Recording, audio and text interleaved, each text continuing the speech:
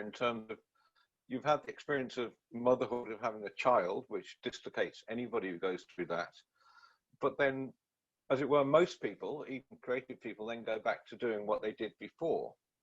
But it sounds like you're actually, as you say, in writing about motherhood, you're not going back to writing novels in the way you used to.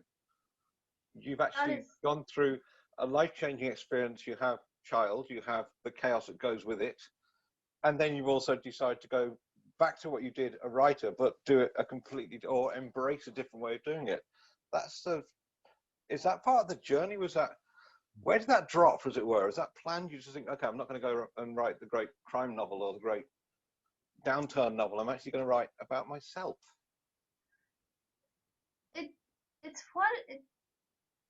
The thing I'm trying to write about dictated how it had to be written.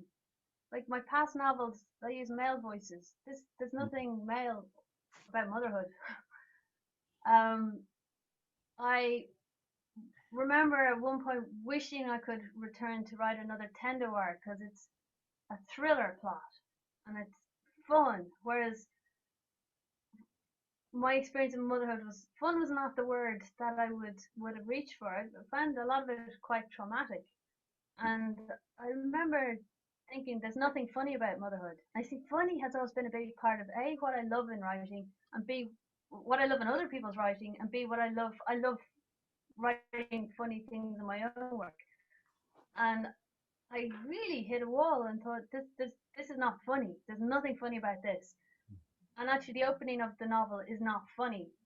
And then as a child grows, you know, and things stop being life and death in the way they are when a baby is a baby, and when you're being you, funny came into it. You know, it's I suppose it's my DNA.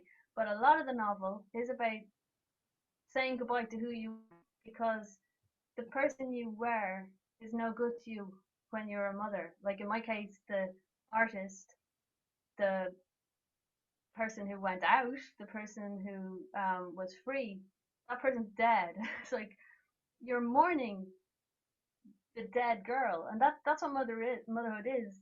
For me anyway, was mourning that person who wrote those books that we're talking about now, say Celtic Tiger, all of like, sometimes I can't remember what they were called. You know, I'm struggling. What's the Celtic Tiger? Not it's the Devil I Know. Yeah, because they were my young books.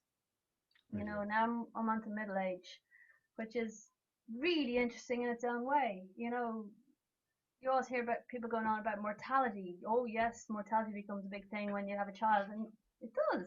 It's strange, and it's actually quite creative how you realize the finishing line's coming, you know, and this is it. Yeah.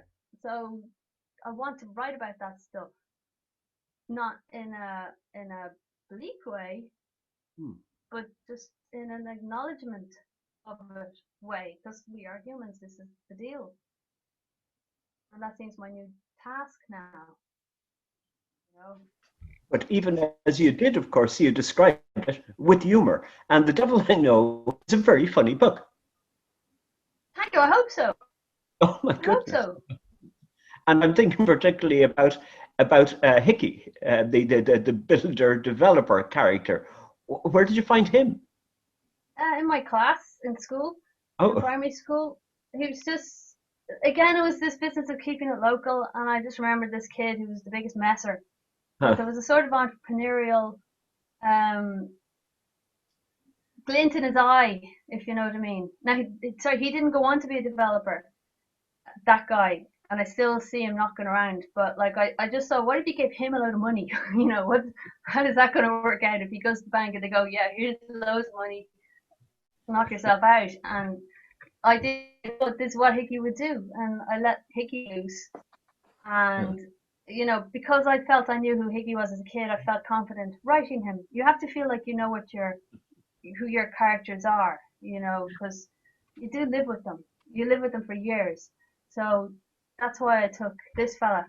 The novel that we're just speaking about there, The Devil I Know, it's shaped as if it's the testimony of one of these tribunals through which Ireland seems to be perennially examining its conscience. Religion, however, seldom features in your writing. I wonder, are you conscious of being a product, a representative of post-Catholic Ireland? Is that an issue at all for you? I would say religion does feature in that, like, the devil. Well, it's you should have said Catholicism, right? It's almost Irish style Catholicism where the devil is real. Yeah.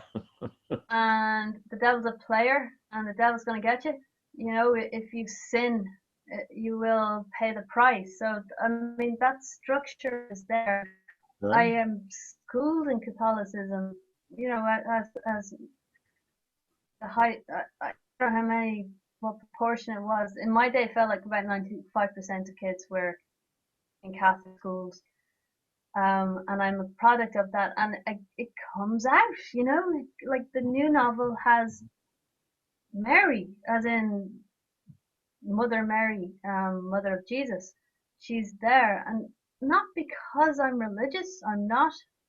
I am of no religion, but just if you're schooled in ceremony like that, and they are great stories, you know. Well, okay, Jesus isn't a story, but the devil is, you know.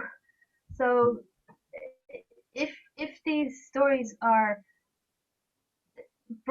you know, ingrained in you at such a young age, especially something like the devil, like like my father was exorcised as a kid, but like exorcised as in, you know, get the devil out of him, he's so badly behaved, and the priest, the exorcist. It's just, he really took Catholicism to a new level.